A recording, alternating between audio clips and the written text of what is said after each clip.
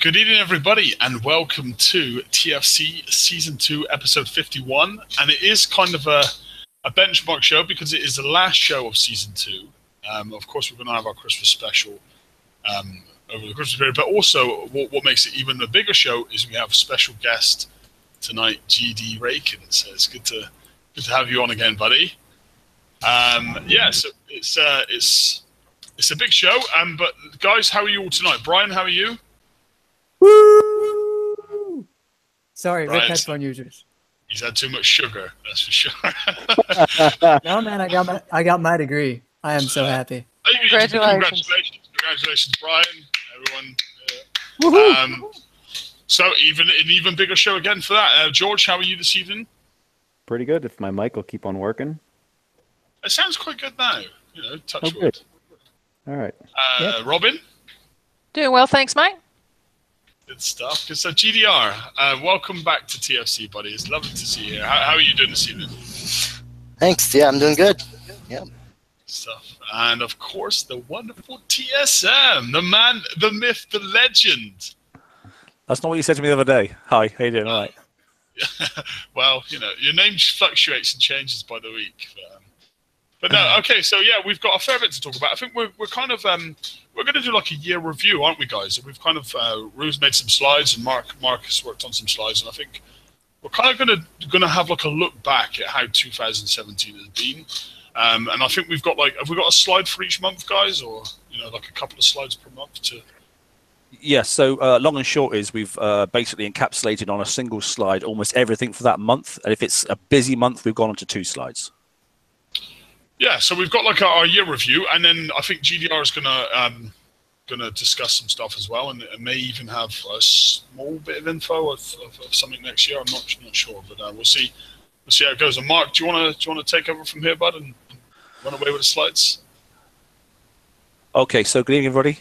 As it says there, TFC Live. It's the Season 2, Episode 51, 20th December 2017, with our special guest star in his wreath there. There he is. Look at his little fun logo. It's our senior games designer from Kixeye. Obviously, GD Raikan. Cool. Excellent. Right. Well, we're straight into it. So first and foremost, I think we'll look at the, as it's just finished, and that's the raid. Good. Right. There's a slide pack. Like I said, Fall of the Wall is the first thing we'll look at, and then we'll go on to a year in review. Okay.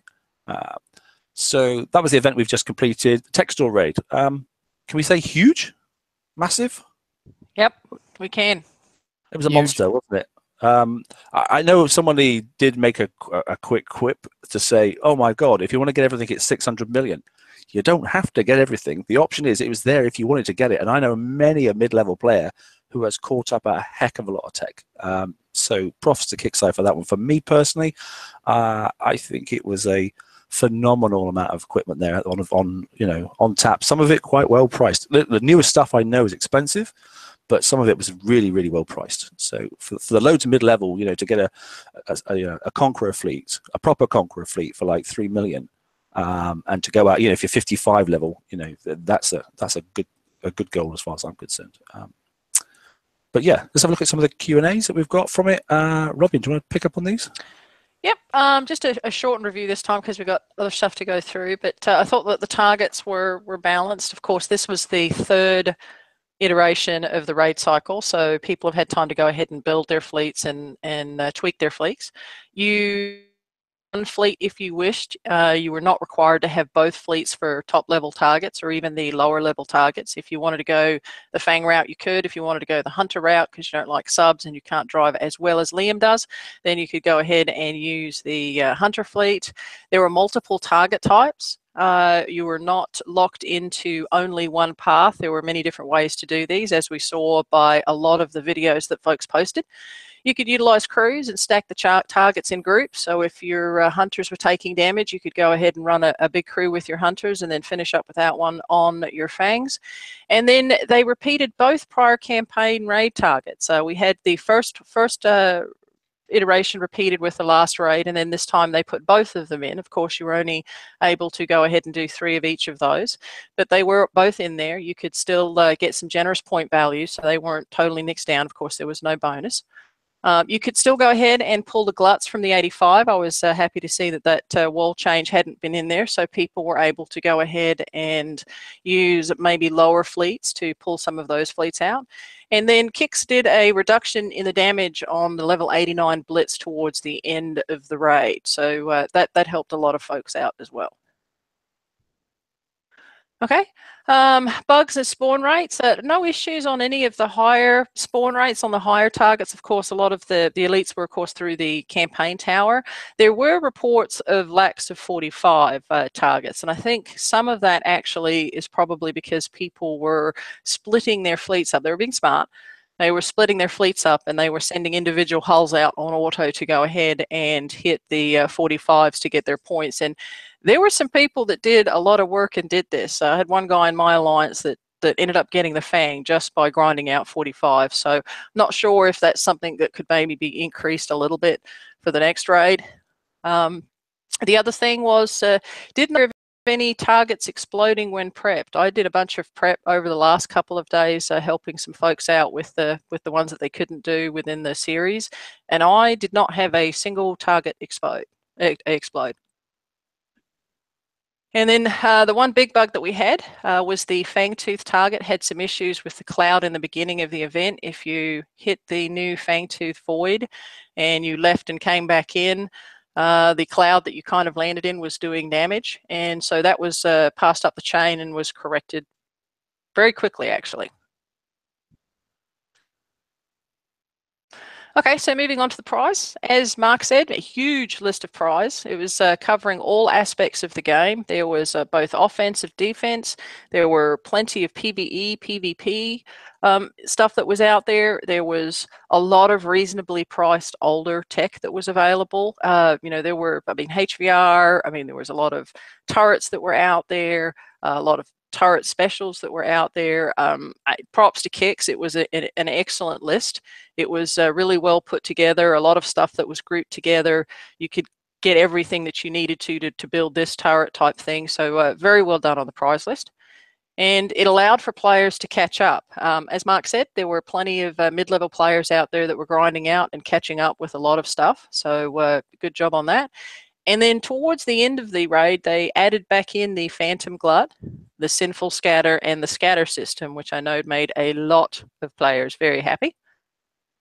So those were the positives. A couple of negatives. I'm still kind of on the fence about the hope in the prize list. I sort of understand from Kix's response as to why they put that in there.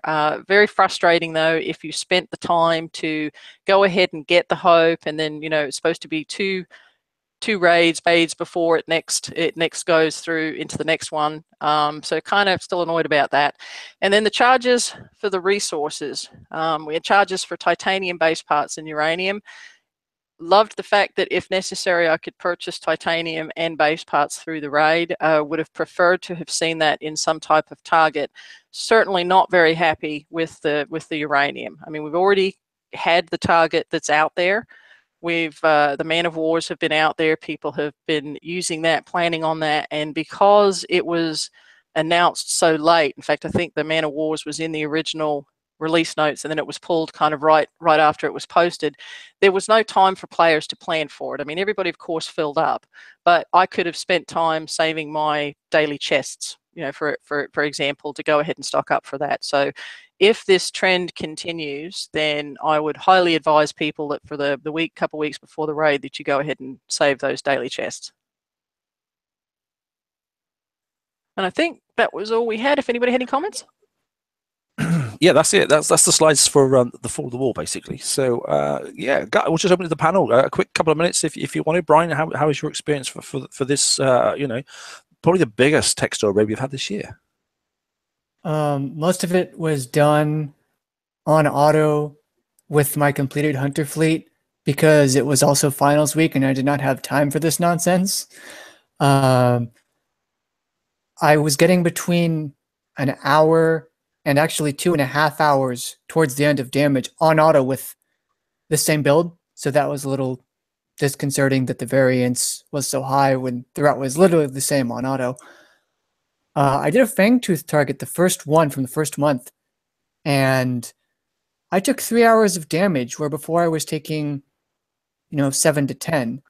I made like one extra driving mistake, but I don't know why the damage was so high. But other than that, it was very good. I ended with about 430 something, and I am now looking through the prize list and figuring out what to that well for me. Excellent. George, what about yourself, mate? Well, everyone knows that Liam's my idol, right? And I aspire to be like him. Ever since the Switchblade came out and we all found out that they were OP, right? Like I've just aspired to be. I just can't drive like he can with subs. Yeah. So I stuck with hunters the entire time. I mean, I did a lot of weird, wonky testing and found some very strange things, and we don't have enough time, I don't think, to go into that. But the hunters, I found that there was some changes that I wasn't entirely thrilled at because the value per target went down because of the changes. It was very consistent from month 1 to month 2 in terms of the value that you could get out of the target, as well as the damage was consistent through all the testing. This month it was all over the place, and I'm not entirely sure what it is. There's been a couple of things that I found that was a little bit strange with the way whether or not you entered the battle or not for the autoing.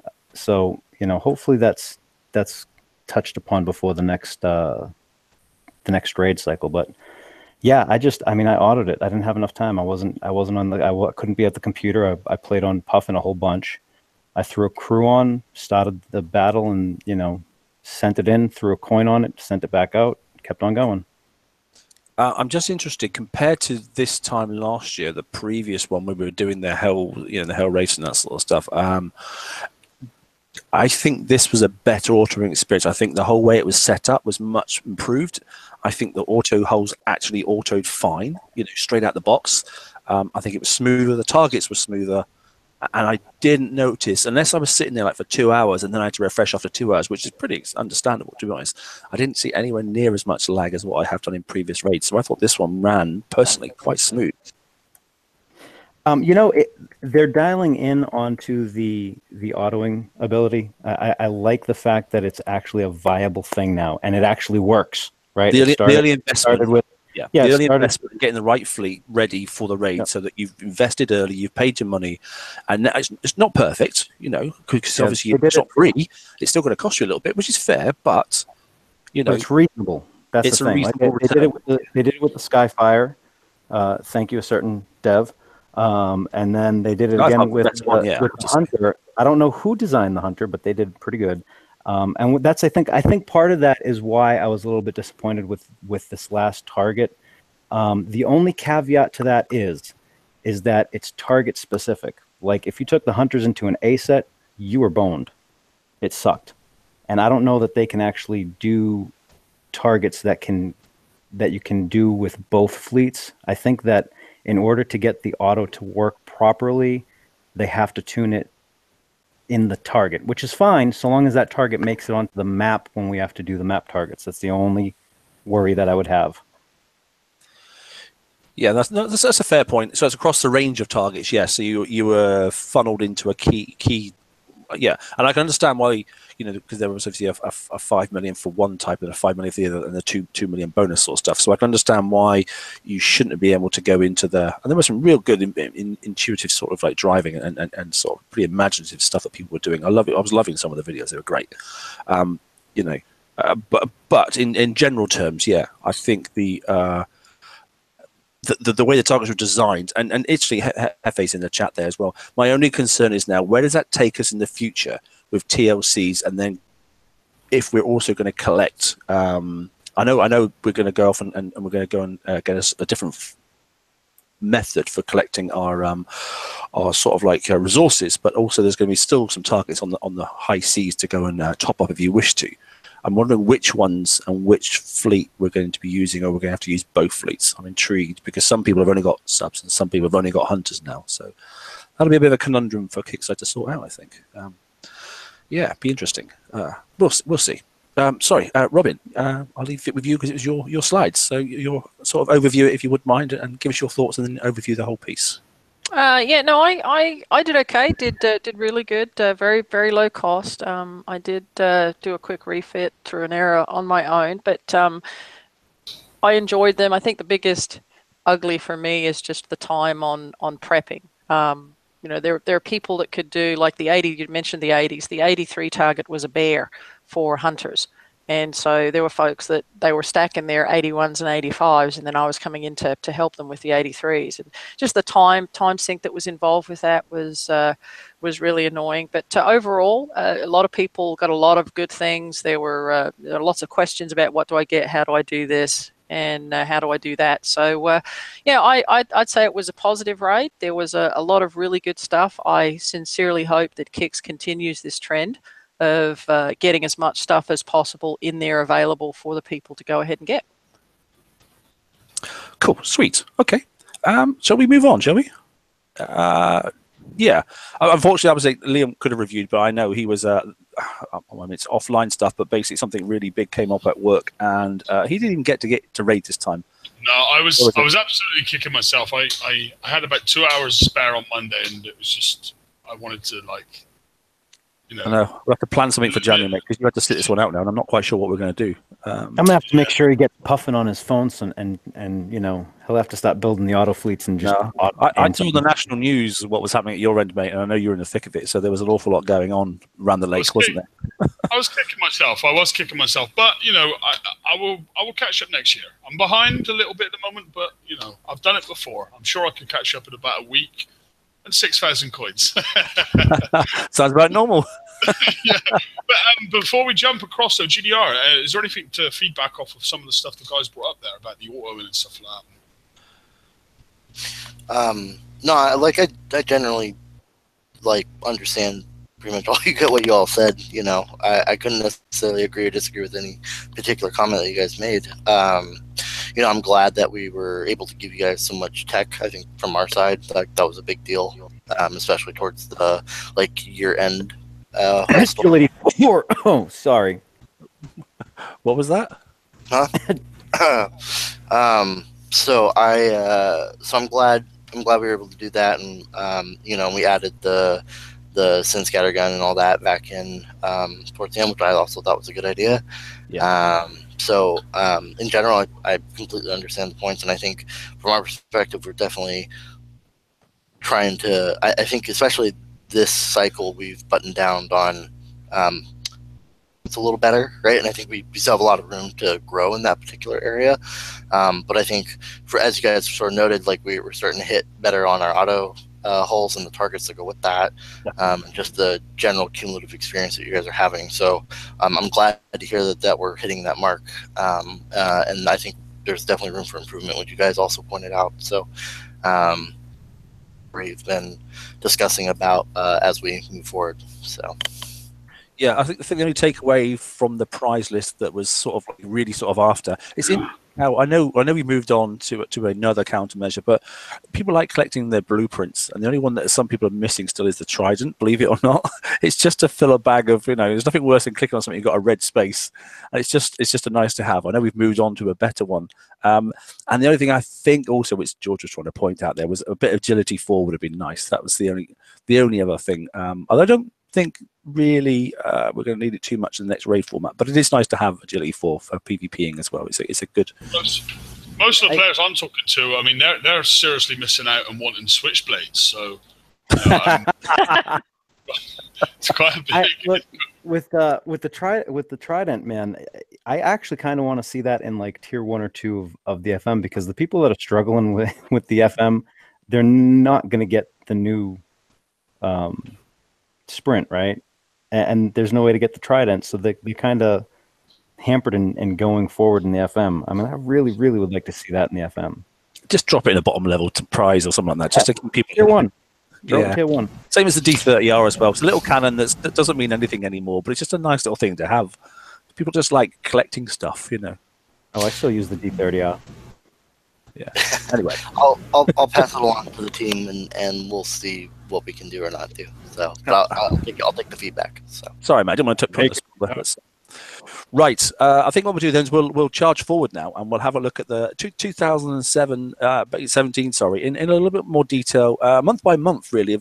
And so the way that Robin's put these slides together is we've just basically sort of put a month on a page. But if it was a busy page, then obviously we've had to spread it over 2. But in general, we've got most of the key elements on a single slide. So you can just like view it and then go, oh, God, was that then? And it's interesting to see how things have panned out. I looked at the slides earlier on today, and do you know what? Some of the things were quite some time ago, and some things that I thought were been in the game for a long time have actually really been recent. So Andrew's done some great slides. That's a good picture for this year. And his Januaries. Okay, so we'll have a quick look at the January slide. So those are the sort of things that came in. The Iron Maiden TLC was in there, which is a good one. There was some new bass parts crew, which turned out, I think we got 3 of those, didn't we? Yes, it was from a Rogue TLC that was repeated a couple times. And just for the folks that are out there in Radio Land, what I did not do with the slides was I did not put repeat TLC. So you may look at a month and think there wasn't a whole lot going on. There may have been multiple repeats, but what we tried to do was clearly just indicate anything new that came out that month. So I know the pictures are quite small for the guys, but you can see the visual for those who are that are actually watching live and that sort of stuff. So, but you can see clearly the visual interpretation of what's there for each month, and that's basically how we're going to do it. Okay. For me personally, the best thing about January and actually throughout the whole year is second to bottom on the right hand side, HVR. I think that's probably been the best special that's come into the game in many years, and I think it's most versatile. I don't know if it was intended to be so versatile, but probably the most versatile special we've had in a long time. I would say the Alpha Behemoth was a pretty big base defense hole. Even almost up to now. I mean, it's still heavily used. It was very effective. It was very strong. It worked very well.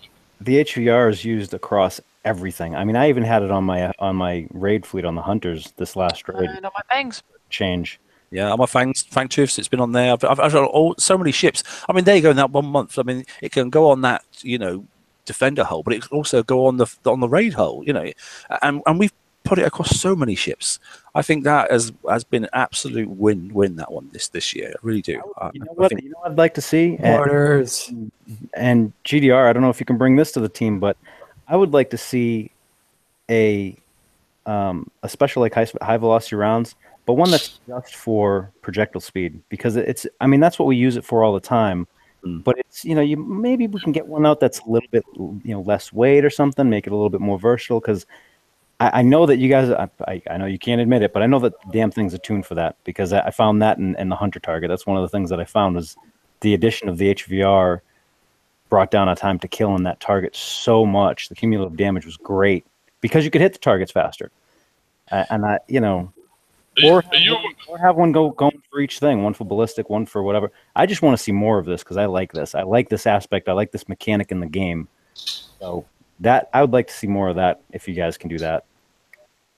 So I was just thinking. So there's a something that came into the game which I don't think this is sort of another special, or collectively we all saw it as a special, and all of a sudden we realised that actually it was a pretty fluid special, and it was one of those ones that it sort of like dawned on people. Particularly Citadels were still in then doing the FM, and that's and it gave them a rebirth. I think it really extended, and the Harlock particularly. Punishers as well. But the reload on the Punishers was just crazy, and chuck it on Cannoneers. There was all sorts of things for that particular special. So yeah, there was some good stuff. I mean, we had other things. The Mauser cannon, that was an interesting beast. It looked very much like all the other cannons. We underrated it, and then all of a sudden we realised just how powerful it was. And clearly we've got a new replacement coming up now, so it's been refreshed. But at that time, it was the Ironclad was a bit of a meh. Cannoneer outstretched it. And I think probably Ironclad was probably the Iron Maiden story was basically from the Iron Maiden TLC there. That Ironclad was probably the first attempt at a proper autoing hull. Would you sort of agree on that? Yeah. It wasn't. No, it was the first real attempt at it. I just think that again, it's very target specific, and the Tideseeker was the first auto hull which we had in the end of 2016. This was the second run at it, and it didn't work. I think the Tideseeker wasn't really an auto hull. It was just a hull for people that couldn't drive subs for crap, like some admins that we know. Yeah, Mark. Your thoughts? I mean, did it come out as you were hoping, or did you? So so we definitely like when we released the Tideseeker, which I guess would be like the prototype for what became the auto hull, right? And we saw how well received it was, and I think we were like, okay, great, we can carry this through into the next year. But I don't think we quite had it just right in terms of the relationship of the hull versus the targets, as you guys kind of pointed out, and how we balance that stuff. And so it was definitely very early on in the process. So I think internally we all agreed that we didn't quite hit the mark on how the Ironclad performed. And so I think going forward, and I think we'll eventually see those pay off as we keep talking about the year. But yeah, that was definitely the first point where we're trying it more explicitly, and we had to take some learnings from that. I think one of the positives that came out of the Ironclad, which came out much later, was the ability for lower level folks to, split those up and smack drag bases for base parts.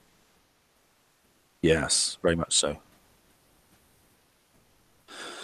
Yeah, it's I think Canada was amazing. I think that as a good fun, the canoe, as everyone liked to call it in the end, I think it was a cracking hull. The targets that in that time for the raid were interesting, and ingenuity had to come out. And I think Millennium Gun was good as well. I will say that I think I know probably by now people are tired of the rising platforms, but I think at the time it was a really innovative approach to target design, because I think a lot of the feedback we got towards the end of 2016 was, these targets are not dynamic enough, they're pretty static, and I think, adding kind of rising platforms depending on your proximity and what angle and all that stuff was kind of an attempt to make it a little more fresh, or at least last a little longer. And I think at the time that it was released, it was pretty exciting and well received. And we've used that tech, I think, multiple times throughout the year. So it was a great investment for the team. I can understand getting jaded of it over time, so I totally get that. And the lag and all that stuff, we totally understand that. I think the biggest thing is the lag now is not the same as it was when you guys released it. Strange. I have to say. Yeah, we're aware of it. We're investigating that particular issue, just in general, because we're experiencing it on our end. But I think there's no promises to that. We're just trying to see if there's anything we can do. But remember, it's sort of an old game, an old platform. So, how much we can actually do or not do, is sort of variable depending on what we can discover. So, well, they should go away quite soon anyway, because we've just changed the raid format. Yep. So it should be into the history books quite soon. Right. Okay. So that was January. Some interesting stuff there, and it was a good start to the year, I think. To be honest, I think HVR was definitely for winners. So that was a nice January bonus as far as I'm concerned. So moving forward into February, then, Robin, do you want to take this one? February was an interesting month. We had a couple of new things. First off, we saw the implementation of the daily campaigns, which really helped out some on the chores. So we had, I believe the first one was Mega Mayhem and Reaver Tide, and then later, of course, we added another one. But this gave you the ability to go ahead and do these daily campaigns, whichever one worked for you, and then receive the chest. And you can stack these chests. Now, the chest, of course, base parts or uranium, and even tokens. I've gotten repair tokens, I've gotten structure tokens. So, those I think were an excellent addition. Didn't totally negate the chores, but it did certainly help out some. And then the second thing that was included, which works out really well because of the campaigns, is the base planner save slots increased to level to 5 of them. So in the past, I think we just had the one, or the second one. Now you can go ahead and save 5. So you can actually go ahead and set up a base for Reaver Tide with your portals at the back, load that, do Reaver Tide, then pop the other one back in. So that was a good increase. We also had some mini changes to the FM. They brought the 87 FM target back, and then they did the renaming of the tiers to pools. And then we saw the very first faction TLC, which was Homeland, which brought out the Liberator hull, which was pretty good when it first came out. A lot of range, a lot more range than what we were used to within the game. And then we had the February event Rising Shadows, which saw the Pride and the Scatter and the narrowed firing aperture come. But super. That's another good one. The narrow firing apertures has been used over and over again. Another as well. I think a couple of things sort of like we were probably thinking, where are we going here? Because the Liberator came out and everyone's like, whoa, it's a new ship. It's got new ranges. It's got, and all of a sudden then this flipping Hyena missile comes out and you're like, okay, there's a massive jump now in base defense. And, it was an interesting month. We were like, where's this going to take us? I think that was the first month that we sort of realized that 2017 is going to be quite transitional, I think, and things are going to step up quite a pace. I think a lot of people were nervous in the PvP area at that time. Don't know, thoughts, guys? George? If he's still there. I think we lost him. Oh, we lost George's mic again. Okay. All right, then. Brian, anything for the February period for yourself, mate? Not really. I mean, I looked at the Hyena and the SSKP, and it looked pretty good, and I guess it turned out to be that in practice.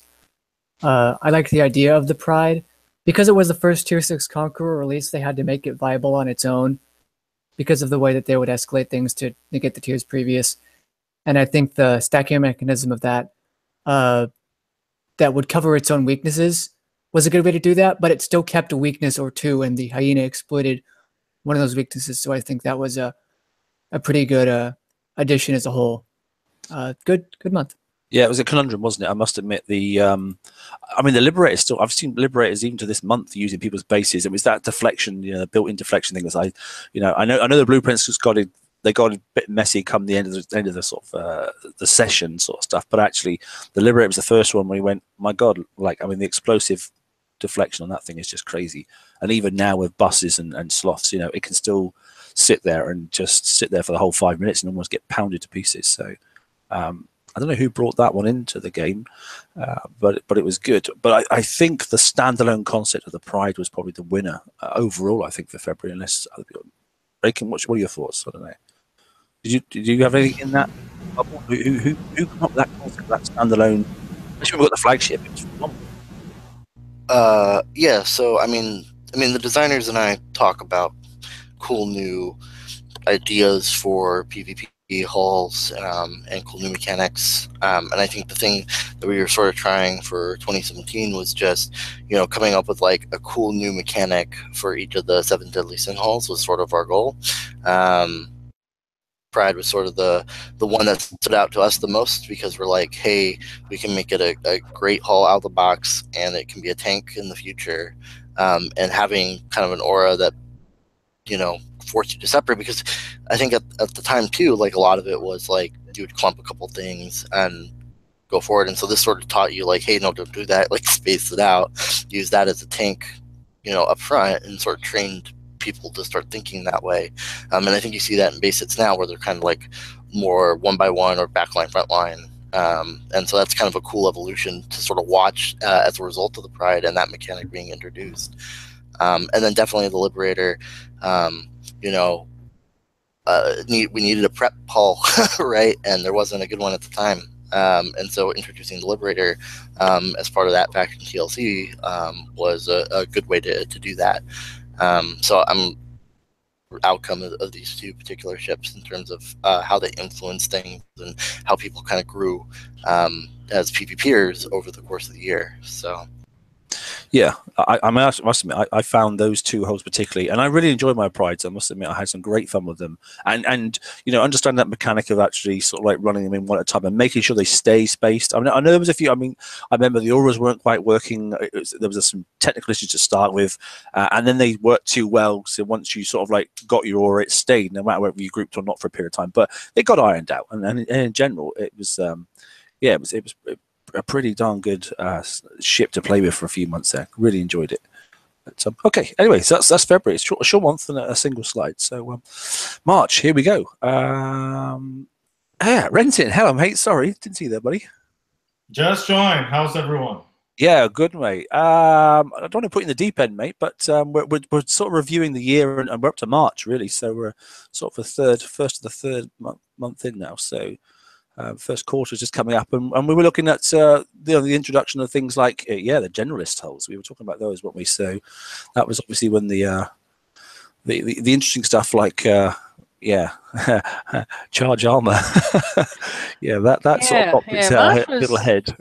Yeah, the Utopia was huge. I mean, we had the Empyrean, we had the Icebreaker, we had both charged armors. We also had the Ferox Fury. So the March raid was very big. Faction TLC with the Gluttony. Wow, that was a transformational, wasn't it? Venom Spitter was a great. I mean, and the one that was underrated, people didn't catch, I think, was the Explosive Turret D99S at that time. If you had that in your base, that thing was epic. You know, and that special, both of those specials are still used today on other things. Let's not forget that amazing oppressor as well. Yeah, I sort of regretted building a couple of those. I know you had to sink them in and put them with other holes, but I just couldn't get them to work properly for me. I'm not that adept at making those multiples. As soon as I built that hole and I used it, and I thought to myself, right, I can't stop this thing from dying. So I just went back to my prides and beat them up a little bit and put some anti-missile on them. That was it, and I stuck with them. Look at March was a massive month. I mean, if you look at that the content now on the screen, I mean, that was a big month. You had the introduction of the new sub, you had the introduction of the Icebreaker, you had the introduction of charged armor, the introduction of the generalist. I mean, it was a big month to adapt much. I mean, the thing that surprised me was the introduction of charge armor. That was a real surprise, I have to say. And the impact it was going to have, it was a luxury item as it was introduced, and it's now become an absolute necessity if you want to reduce your costs. And I suppose it was that in the first place. But of all the ships there, even with Mudgluts, for me, I think the most versatile thing is still, for those that like autoing or blitzing, is the Icebreaker. I personally think that's I don't know. It's probably a Marmite moment for those that are in the UK. You either love it or hate it, I think. Icebreakers they do take damage, but by God, they get through a target quick, And for me, that's really important when I want to limit the amount of time I'm doing things. The Icebreaker it's still my number one fleet that I do my FM even now. It's a great fleet. It's just not an auto fleet. It's a blitz fleet, and it does it really well. But it does take the damage. But man, it's fun to drive. Like that is one of the most fun fleets I think that I've driven this year. Even the FM just before the raid started this month, I blitzed around the FM and I was smiling while I was doing it because I just love driving that thing. It's funny as hell. It gets damaged, but I don't care. It's just funny driving around in circles and spinning around. But see, that's the thing. It's fun. That's what that's going to be a common theme going through the rest of these slides. Yeah, not everyone's cup of tea. I understand that, but but let's not underrate the Gluttony, because the Gluttony was an absolutely transitional sort of step up, I think, in adaptation for players to think a little bit outside the box and utilize things. And the weapon picture isn't on here, but the weapon. I think when did the muddle come out? Because between the combination of those two, that's what completely effed up PvP this year. That was in the FM, I believe. Yeah, I'm not so sure. It was in the FM. I think it was April or May. I haven't seen the slides. The muddle came out later. I mean, like Gluttony by itself initially was just a countermeasure support sub, right? So Muddle transformed that into what it became. But for everybody. But I think if I'm looking at just the Gluttony as a whole and as a concept, I mean, like if I told you guys last year that hey, we're gonna make healing a part of battle pirates, everyone would have been like, what? No, never. So the fact that we have the mechanic of healing, which is in just about any other game, we were able to find a way to get into battle pirates, I think is a huge win, at least from the design side. I think, most other games have medic units, and you guys brought it in great, and I loved the idea. I just didn't like what it became after. Yeah, Yep. Sure, I understand that, and I think like, it's cool because it came with the deep sea countermeasure, so it also could shoot underwater on a countermeasure. That was sort of a new principle, and I think, the healing mechanic itself, we were like, wow, this is great, and we used it in multiple aspects of the game. I think, and we'll see as we review those particular hulls, but I'm happy with as Gluttony by itself and the healing mechanic. That's awesome. I'm so thrilled to have that, and I'm glad that you guys liked the Icebreaker.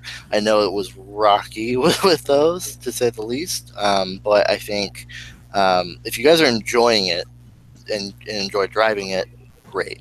We probably missed the mark again on it autoing, as you guys sort of noted, or it had inconsistencies, but I think, if you guys, if it's fun, that's the most important part from the design team's perspective, and I think from the team in general, we want you guys to have a really awesome experience, and that's always our goal.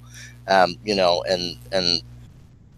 we took a lot of learnings from the fun part about Icebreaker, and then like the autoing part coming, in the near future here, about how do we get that back, and trying to combine the two, so that it's exactly what we were hoping to give you guys. So I think it was a good haul to make. It was a good hard lesson for us on a couple of things, and pulled forward. And on the Oppressor, I will say that I understand that a lot of people had a hard time with it, but I can tell you, looking at some of the data, that those who really knew how to drive the Oppressor, their win rates were through the roof compared to everybody else. Yeah, I mean, the damage you could push out was amazing, I have to say. But for me, I just didn't have enough stuff built at the time where I could mix it in with enough ships, and I just didn't have it. So I just took a different. I mean, actually, all I did was put the Gluttony, and I tanked up a Gluttony, massive loads of armor, and I put it with four Prides. And that was a heck of a fleet, because you could just rotate the Pride back out, sit it next to the Gluttony, let it heal, and then take the next one in. And for prepping, it was phenomenal. Yeah, I agree. I built the Oppressor, but I must say, at the time, I think I still had Vendettas, and in terms of the way I was using the fleet and what I had in the fleet, it was just the Vendettas just ran a lot better for me. But I know that they were very strong. It was the fact that what was their biggest weakness? Was it missile or explosive? Explosive, yeah. There was something they were really weak to, and at the time, everyone was running it, and it was too difficult to try and hold them back and tank up front and avoid, the fire from mortars. So for me, it was just a no-go. But One last thing on the Gluttony, real quick. Because it was a sub, it was immune to a lot of normal weaponry that you might come up against. The support characters do tend to be weaker as a support main. I understand well how you can die quick, and because this is immune except for retargeting missiles or explosions that hit underwater or concussive, it really helped the survivability as well, helped it live to give off the health. So good move. Cool. Robin, do you want to take this one? Yes, April, another busy month. We had a couple of big changes. First off, we switched to the base parts, the siege targets for the base parts. We had some foundry changes. They removed the frags, gave us a bunch of free stuff there. They also removed the frag requirements for the mega ship and the gantries. And then they brought out the new 113 for the icebreakers and the monos that initially just gave us the points as well as some tokens for base parts. We also saw the TLC Odyssey for the monolith for the raid hull. We had a bunch of stuff added into the FM, and then April's event Espionage, which gave us the flag Gridiron, the flag Icebreaker, the flag Empyrean, as well as a new ship with the Polonium Thrower and specials to go with. High yield warheads. Yes. Greatest thing on that page, I think, and the most disappointing is that mortar. I'm helping. Yeah, that's the next slide. No. Not on Brian. Yeah, the most disappointing thing on that page is the gridiron. Yeah, the gridiron monolith. See, yeah. I totally, I'm in like denial still. that doesn't exist to me. Folks on YouTube chat are raving about the gridiron monolith. They're saying it's their favorite ship this year. I mean, I'll make sure to pass that along to the team, knowing that everybody we loves need more ships like the gridiron monolith. Best one ever. At first, I'm pretty sure it was great. Members, yeah, at first until it was the change 2 days before the raid, and we flipped our collective crap on the show, and I think I kind of went overboard on that show. I made giant spreadsheets and swore it was a good day. Yep. Okay. Back. Don't know what happened there. I lost the internet all of a sudden. All right. So moving on from April. Can we get May there, Mark? Okay. And speaking of changes to the monolith, we went ahead and had some upgrades to the monolith based on some of the math that came out of some of the shows. We had splash increases, some changes to the aura. They also put some additional damage to the over-under mortar. And then we had the change to the charged armor, where they went ahead and added the defensive stats in there, but they reduced the damage reduction amount that was pulled off of it and increased the build time. With the FM, this is where we saw the new stuff for the muddle missile for the gluts. We also saw the escalation mortar for and rockets for the raid fleets. And then they started talking about when we were going to do the changeover from the map targets, from the raid targets over into the new FM. Yeah, Now, I don't that like this mortar month. is awesome. I think it's still the best mortar in the game, isn't it? But pure DPS and yeah, I think that, yeah, for both, I think. It's heavy, but if you can fit them on there, It's it's epic. fantastic. I mean, I see people using them on Conqueror fleets. I see people using them on Yep. the Fan fleet. It's just still solid. That's the only solid thing from that month. Well, Yes. there's a thing on the left I'm not going to name that, you know, some people like to have fun with objects shaped like that. Like, you can see Liam's mind right now. You always have to Look at the grin on his face. You always have to lower the tone, Ren. We're a very professional show here. Then why are you grinning so much? He Well, said it's it live professional. on air. Entertaining, right?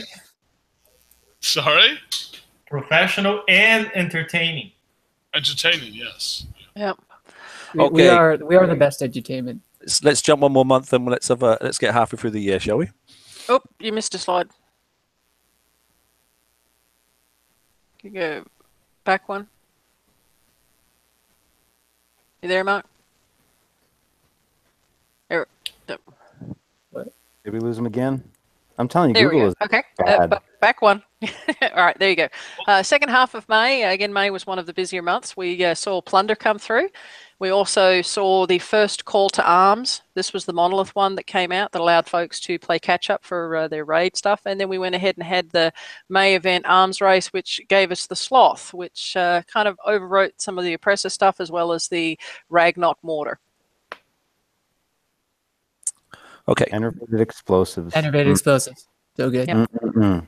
I will say the names for these weapons special to go with sloth, priceless. Like, like they're hilarious. And they're I laughed at Torpid Mortar. I might land today. Yeah, and we even I love the fact that the designer had a sense of humor to make it, slower projectile speed just for that. Like, I thought that was clever. Yeah. The other good one that came out this month was the Emancipator. That's come back to the forefront, yeah. hasn't it? Yep. Yeah, massively. Get wrecked, Twin Blade. No kidding. Okay, so let's jump into June. Oh, 2 slides. There we go. All right, lots of changes in June, lots of positive things. We finally got an increase to our dock space. We went from 120 to 130. We also had the introduction to the hash code. This allows you to copy builds from your shipyard, paste them into Facebook, send them to a mate, as well as paste them in Huggies and vice versa, which is a huge time saver. To be able to grab something instead of having to go ahead and build that. And it also included the multi-placement of components in the shipyard, just as Huggies had in his. So big positive changes there and saves a lot of times. We had some new FM stuff, and then we had the next call to arms, which was the icebreaker version to allow people to go ahead and get some charged armor as well as the stuff for the raid. The multi-placement of components into the shipyard was the best thing for that month. Sorry. Yeah. Thank you Yes, so hands much, down. Rose. And I don't know how many times the designers were like, "Can we just have this?" Like, you guys think you guys build a lot of ships? We build a ton of ships, and it was always annoying to go in and do one by one. So I'm so happy that one of the engineers was like, "Sure, I'll do it for you," and we're like, "Thank you. We're gonna give this to players." Yep. Yeah, absolute godsend that was. Yeah. Good. Okay. That's first bit. Okay, so the second half of June saw us with Hunger, which brought out the Incinerator. It also gave us a Reaver Assault map. This is where Kix put the T7 targets out on the map for people to be able to test their fleets and play with for the assault raid. It gave us some tokens and stuff like that. And then we had the June event, which was Coop. And of course, Coop brought us the Phoenix, and it also brought the Vasigo's Pride as well as the Justice. Yeah. Justice was a good hull at that time. Very good hull. Vasago Pride was great as well. I mean, gave my Pride fleet a new lease of life. I mean, I enjoyed that one.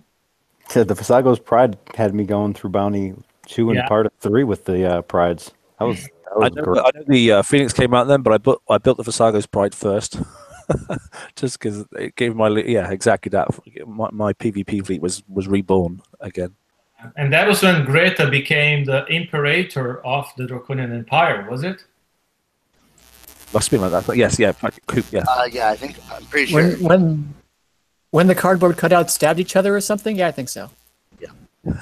Well, I will say that I like sort of the evolution of some of the story bits that we did, and the fact that we kind of killed Vasago and Greta kind of finally came into being the Draconian leader that she was always meant to be, obviously. Was good, and I'm happy that we sort of explored more in that direction. I think that was part of the reason we started doing the back in TLC 2 is to tell a little bit more story bits about what's going on in the world. I know it's not something that we normally focus heavily on, or players necessarily focus heavily on, but for those who do enjoy it or recognize it, I'm glad that they seem to have enjoyed it from the feedback that we've received so far. So cool. Yeah. Liam, I have a challenge for you before we move on. What? Can you say the name of that radioactive turret over there? The launcher, yep. Of course I can. Where is it? Right there. On. Right there on the left. Yep. Oh, the Plogiston launcher. Yeah. Anything else? Anything else? I've only had a few cans of cider. That's it. We can move on. Next one. Okay. Here we are with July. Yep, so July we had some more weapons and escalation stuff into the FM. We had the Skyfire TLC, so that was when the Skyfire first came about. And then the July event, Glowing Seas, brought us the flagships for both the Phoenix and the Skyfire. And I know, TSM, you really enjoy your Skyfire. Oh, yeah, they're great fun.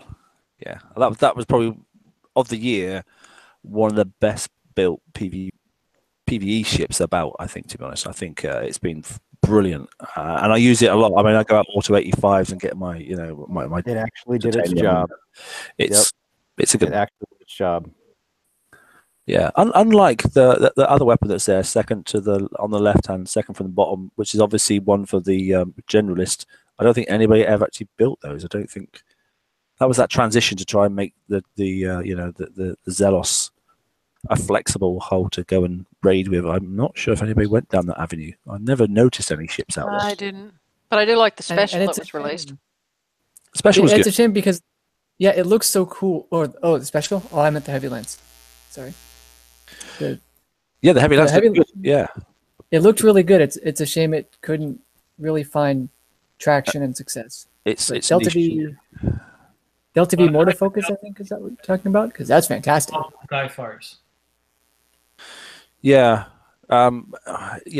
it's good, but I must admit the Delta V Mortar Focus is a very good special. It's just a shame that the Heavy Lance didn't really take off, but I didn't think it was going to when it came out. We said that, I think, at the time. But one of those things. But profs anyway. So Glowing Seas, good event. Really enjoyed it. Gut Spill, brilliant ship. But the Skyfire, Phoenix. Yeah, I'll say that probably the Skyfire was the time where we started really figuring out exactly what auto meant, as well as being fun, right? And I think that was sort of the the focus of that and trying to really nail that to become sort of a template for us moving forward. And so the fact that turned out good has been invaluable for the team in terms of, you know, making a good auto ship and how do we think about auto. So I'm glad you guys like it. I know from anecdotally people who've had the Skyfire carrier love it, just sort of as Mark pointed out. So I'm thrilled. I know a lot of people are Phoenix users, but I'm glad those who enjoy Skyfire carriers, you know. Yeah, I mean, I have both. If I have the option, I'll use the Skyfires every time. Yeah, same. Yeah.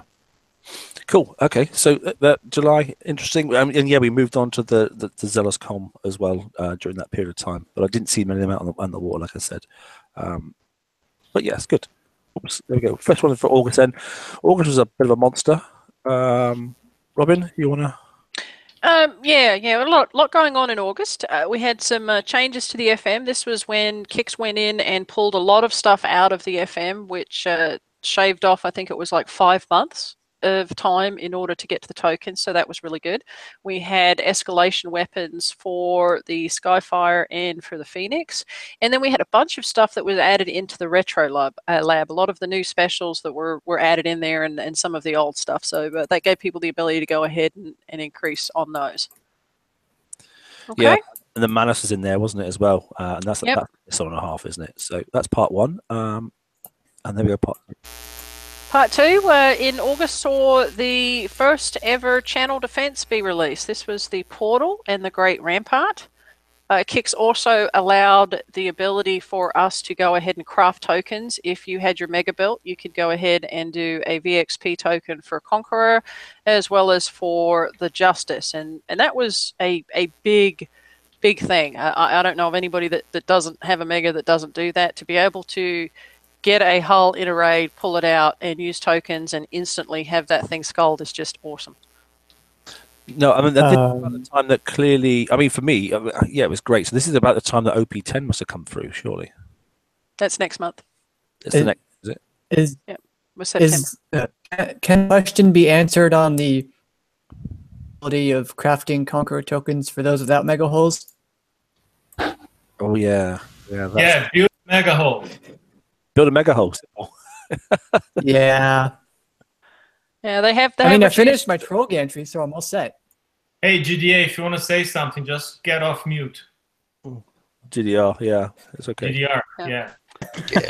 No, GDR, I will pay you money if you say Ren is a dick. You know what? I wouldn't believe a thing that Liam says right now. Oh. I mean, Liam did just say it too, so here we are. You might have thought you were muted. Everyone's missing so much in the background right now. Okay, and so in addition to those things, we had our first iteration of Bounty, which saw us get the Courage as well as the toys to go with, the Axiom turret. It brought out the new Bandit occupied bases as well as the Conqueror repair queue. So that was the first event that came through on that. And then we had Glowing Seas, which brought out the Rainer's Rage, the Rage, and the Cater's Cull. Yeah, so obviously the Rage and the Rainer's Rage came out first, didn't they, Liam? We had some fun with those things, didn't we? Definitely, yeah. The Rage was a good month for me that month for sure. Yeah, we spent every hour on thrashing those things all over the place, and yeah, I had fun for the short period of time until the Axiom turret come out and was given to everybody in the Bounty one. That was a great 7 days. Well, I have a question for GDR. Yeah, it's about religion. Oh boy, the Defender Hole. You know, the What? The Courage, the Hope. Are you guys getting these names from the Bible or something like that? no. Well, yes and no. I don't know. Anyways, we had the 7 deadly sins, so Exactly. heavenly virtues to counter it. Right. That was sort of the theme, I guess, that we were going for. Okay. Are you? Oh, by the way, are you guys ever going to finish the 7 deadly sins? Because there are a few things maybe in there. yeah, I think there's one missing, isn't there? One or two. Yeah. Well, there's a couple missing. We had them planned out, and you know, I think we overdid the chaining of effects on the rage, and that caused some amount of which I think is valid complaint of complexity in the stat block and not being able to comprehend how things worked. And so while we could have done some really awesome, cool new mechanics with the 7th Deadly Sin series that we had sort of been doing, we decided at that point in time that we were going to slow down on the number of things in the stat block and how complex the stat block looked. And so that's why you guys haven't seen them. I'm totally interested if you guys want them still. That would be good to know. But I think we've definitely hard paused on 7 Deadly Sins for now, to try to make sure that we're not overloading the players in terms of a cognitive load of like exactly how things work or don't work. We don't want to confuse people in that way. We want them to be like, that's a cool new thing. I want to use that. That looks fun. Wow, it's really good. You know, that's sort of the feeling we want people to have. We don't want them to feel overburdened that way. You know, I don't know that it was. You did the Lust and one more, right? The names. What's the two scenes missing? Lust and Lust, Envy, and Avarice were the three. okay. Yeah. I mean, the thing I want to mention though is that I don't think that it was the stat block itself that people were having a problem with in terms of complexity. I think the complexity issue revolved around the ore hulls and the interactive ways that they worked, because rather than having to deal with just one stat block, now you're looking at like 2 and 3 at a time for one fleet, and you don't, you know, I don't want to have to go look at 5, 6, 7 different things to just figure out one damn fleet, you know, right. Especially well, PvP. Yeah, no, I mean, I guess that's what I'm trying to convey is, I mean, I use the stat block as an example in the sense that, wow, there's a lot of stuff on here and I have to look at a bunch of different holes to understand how they interact. I 100% agree. So, you know, and again, that's why we pulled back on some of that stuff. Not saying like ores are going away forever, just like in general, we're trying to pull back on some amount of usage of that, or being more smart and more selective about how we're using them, rather than being like, well, what's going to get this crazy result, right? We don't want that. So, so anyway, my point is I agree that it was overdone. So now that we had a discussion about religion, then I have a question about fashion. People want to know about patch on your right arm. About Sorry, say that again? the patch on your arm. People are asking about the patch on your right arm. What is that? Oh. This is so this is a company jacket, and then this patch is the Battle Pirates patch. So if you're on the Battle Pirates team, you have this patch. So that's what it is. Cool. It's like crew. Yeah, it's like a Kraken with like a gun and like a trident thing, and it says no quarters on it. So it's pretty cool. Yep. Ours are in the mail, right? Yep, sure. Right along with Will's paycheck. Yeah. Okay, so that was for August. So we move on to September. I was going to say one thing I will say about August is it was probably the most expensive month in BP this year. It's my birthday. What did you want? Sorry? It's my birthday in August. It is an expensive month. Oh, was it? No, but I reckon I spent 8,000 coins in August, and I've not spent that all year, so that was a hectic month. Yeah, I think one of the things that I liked, it was expensive, but I think it was with some of the new stuff that was out there, like it was the first time that I did bounty, so it kind of broke me into the base hitting mode, which I thought was, for me, it was something new, and there was a lot of opportunity for other people to go ahead and do that too. So I think bounty in itself, although we had some growing pains, and that's kind of be expected because it was a new thing that was brought up, but I think on the whole, though, it was a positive experience for me.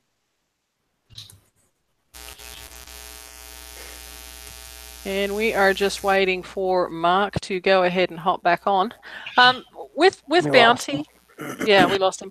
With bounty, GDR, I know we've gone through a couple of iterations, and we'll go through the rest of them with the slides. Are you able to share? Are we going to continue to see the mega hulls with bounty? I think at this point, yes, tentatively. We're still learning sort of about how megas interplay with bounty. So, you know, definitely, maybe changes, maybe not. We're still looking at it. But in general, for what it's worth, we were very happy with sort of how megas played out in bounty recently, because I think, our goal was just to get mega activity out there and reward those for having megas.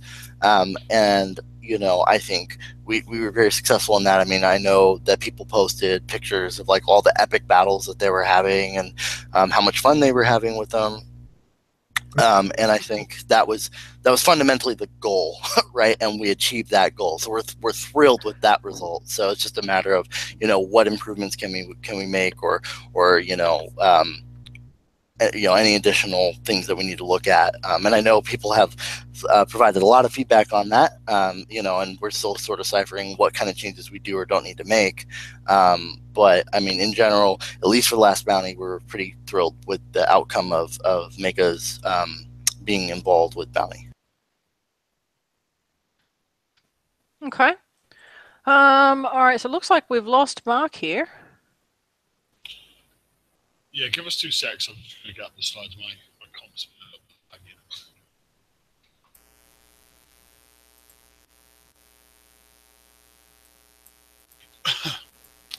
In the meantime, Raikan, I'll ask, and you can just say yes or no. Are we going to talk about PvP 2018 at all, or that's out of So no, and the reason, so I'll just say, I was sort of saving this for the end, but one of the things that we're taking into 2018 is a lot more planning, like in the long term, and how things look long term, because that was something we did successfully in 2016. We sort of, for various reasons, lost it in 2017 a little bit. And so we're trying to get back onto that. And so the reason that we haven't been as expressive in our communication is just because a lot of things are a little bit in flux at the moment, and we have a general sense of what we are doing, but we're hashing out the details, and we just want to get you guys, really good information and feel confident in our decision.